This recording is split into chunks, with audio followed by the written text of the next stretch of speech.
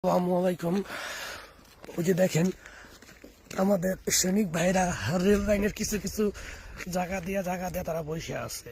শত্রুপক্ষ যদি ওই পাশ থেকে আসে তাহলে তারা তাদের বিরুদ্ধে আক্রমণ করব। দেখা যায় কি না বলবেন। দেখছেন ওই যে দেখেন আবার ওই যে একজন যাইতেছে। এইভাবে আর কি আমাদের প্রতিনিয়ত কাজ করতে হয়।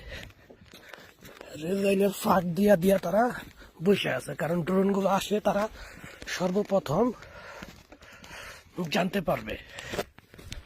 যখন তারা জানতে পারবে তখন আমাদেরকে জানাইব।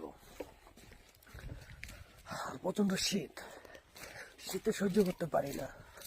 জেনারেটরে তেল নাই, আরেক জায়গা থেকে এই যে তেল হাওয়াত করে নিয়েছি।